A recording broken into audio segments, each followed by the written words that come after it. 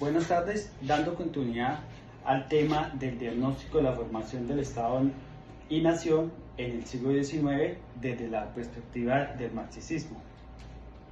Entonces, como tal tenemos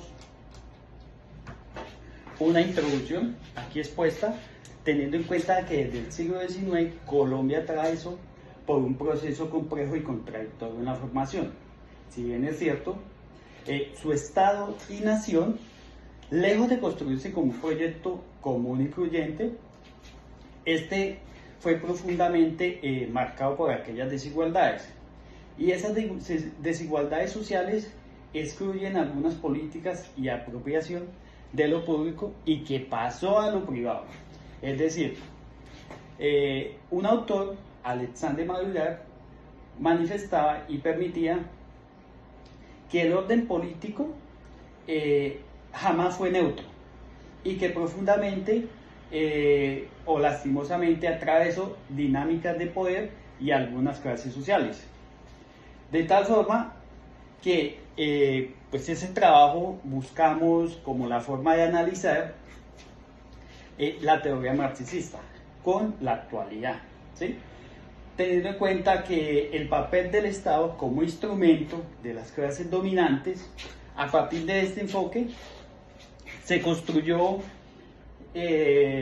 la situación, digamos, como el árbol de problemas, las causas, las consecuencias y como tal la consolidación en términos sociales, ideológicos y simbólicos. Asimismo, en esta introducción nosotros pues detallamos como esa génesis que desde 1810 y 1910 hubo una debilidad estructural acerca del ejercicio nacional de la fragmentación de poder, es decir, no había solo un poder y este poder estaba fragmentado en dos partes. Entonces, esa situación facilitó una persistencia del caudillismo, es decir, todas las regiones, toda la parte, digamos, social estaban inestables. Estas instituciones, teniendo en cuenta que son dos muy aparte, pues efectivamente iban decayendo. Además de eso, el control oligárquico que se tenía en ese entonces, en esa época, la participación de mucho poder y la participación mínima de aquellas clases sociales que se fueron, digamos, decayendo. Ya en el punto de vista marxista, nosotros quisimos colocar como unas evidencias, como trazar unos puntos donde está el poder político, ¿sí? Y va de la mano con lo militar. Entonces, si bien es cierto, en el poder político y el poder militar se manejaba este autor en la teoría marxista, la clase élite y el dominante, donde nos indicaba que todo, digamos, que todo el poder estaba concentrado en los que tenían billete, los que tenían de pronto dinero, los que tenían más propiedades. Las relaciones sociales, pues se determinaba que había de pronto una dominación en unos espacios donde ellos emancipaban o hacían su representación colectiva. Seguimos con los objetivos. Más abajo, aquí tenemos los objetivos, pues como tal, se buscó un análisis del proceso de formación de Estado y Nación, ¿sí? Que todo inició desde el siglo XIX.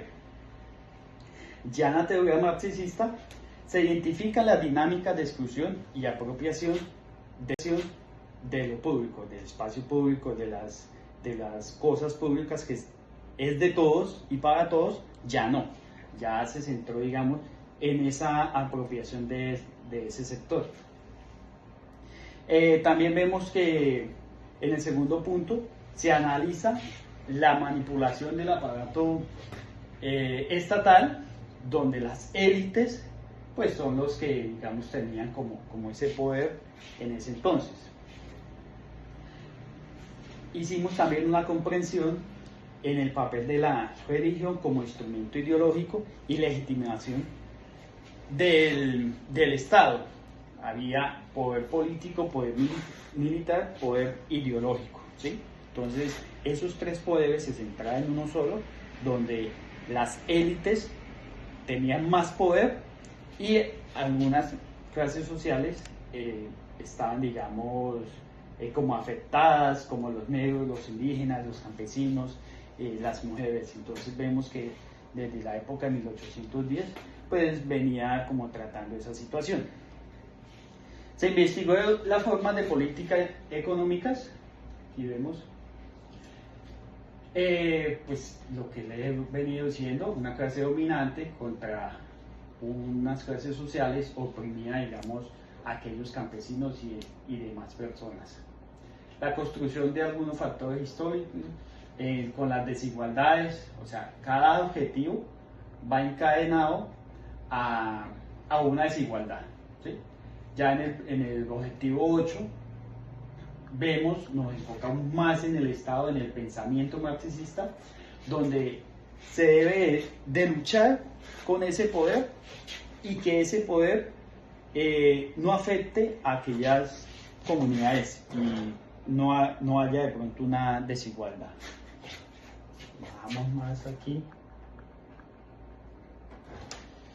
Bueno, en el desarrollo, digamos, de este análisis, de este como un comparativo, como una línea de tiempo, como la génesis del siglo XIX y el actual, vemos que el Estado como expresión de interés privado es una idea de coger todo, ¿sí? Entonces, nuevamente, este autor, Alex Madrigal, nos indicaba que Colombia se convirtió en un mecanismo funcional de los intereses élites, ¿sí? Y estas personas, pues, son las que tenían poder. Volvemos nuevamente al poder, que son las que oprimían el pueblo, pues, los campesinos, las mujeres. La clase dominante se apropia de lo público y consolida ser superior a los demás. La administración, lejos de ser una especie neutral, pues preocupada quienes tenían acceso a la educación, que todos no tenían acceso a la educación, y es allí donde estos grandes sectores fueron, digamos, reconocidos políticamente, militarmente e ideológicamente.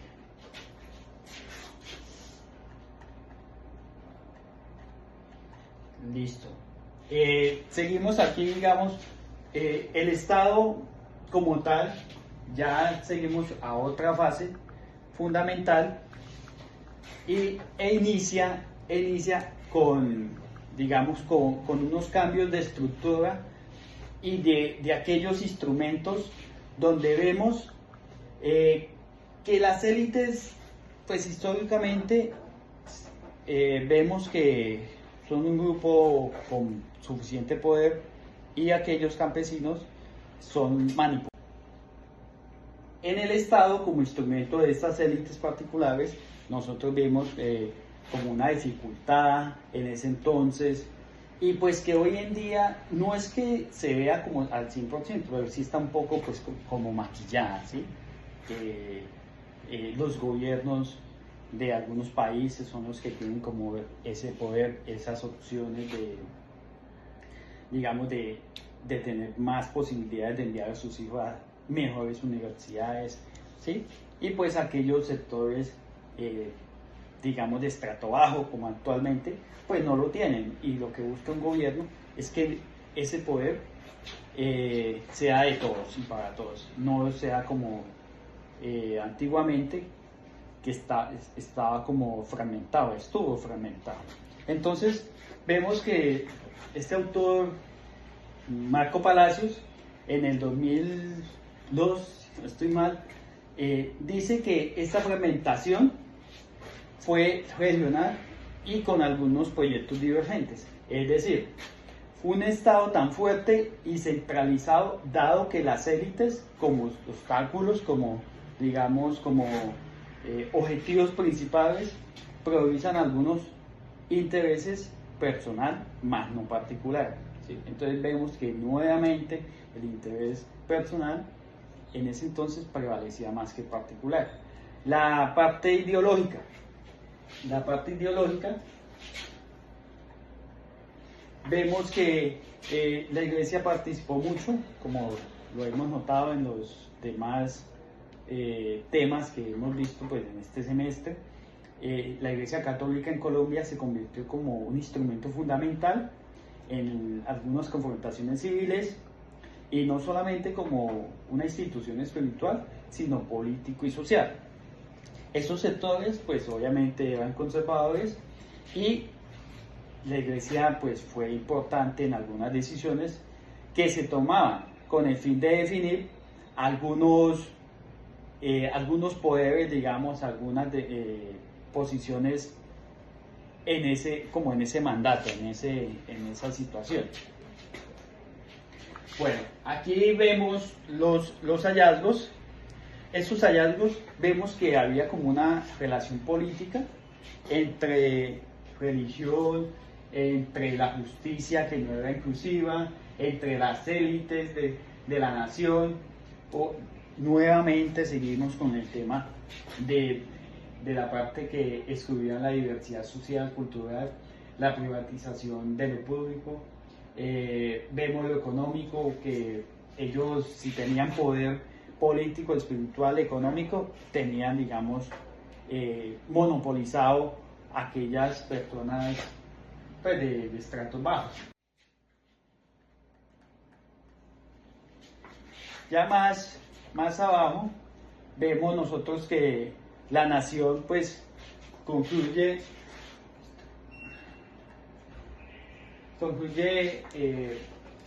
como un proyecto democrático, sino un mecanismo de dominación. Es decir, la educación elitista en ese entonces, nosotros vemos que fue totalmente un 100% como esa dominación, ¿sí? Nos basamos mucho en Alexandre Madrigal, donde el marxismo permitía como llevar, digamos, ese poder que fuese trascendental en la actualidad, pero pues obviamente no fue así, porque pues ya tenemos una constitución, que es un Estado social de derecho, y pues ya no, obviamente no se podía hacer. Ya en el siglo XX aproximadamente se hace como un proyecto, digamos, desde el punto de vista marxista, como tal de todo, digamos, no ha sido mal. Estas personas, a pesar de toda esa doctrina, han tenido una ilustración, ¿sí? Una educación pues más letrada, donde hay personas que coloquialmente podemos decir no se dejan meter los dedos a la boca, ¿sí? De todas esas confrontaciones, de todas esas batallas, de todas esas discusiones, queda al menos algo bueno.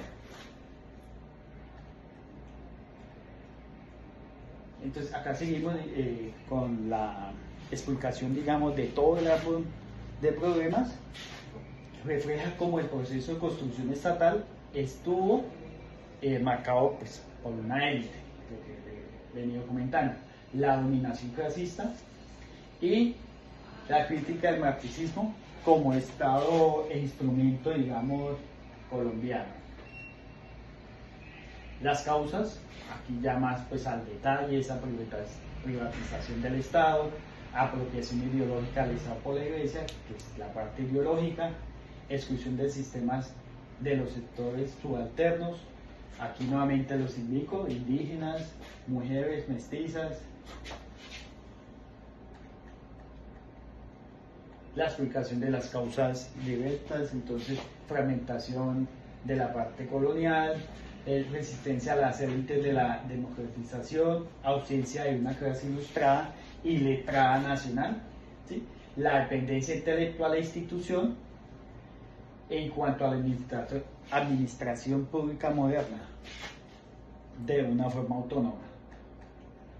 Las consecuencias que vimos una identidad nacional construida desde la exclusión, la desigualdad en la participación política,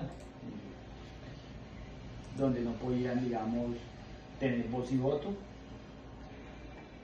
seguimos con las consecuencias, debilidad estructural del Estado, lo que ya les había comentado, la violencia en los conflictos civiles, políticos, religiosos del siglo XIX, y que permitió un paso al siglo XX que con ese cambio, con tantas peleas, con tantas discusiones, confrontaciones, pues también permitió un cambio, y lo vemos hoy en día, que el catolicismo sigue siendo como el poder religioso mayor, y lo notamos en el Vaticano con el poder del Papa.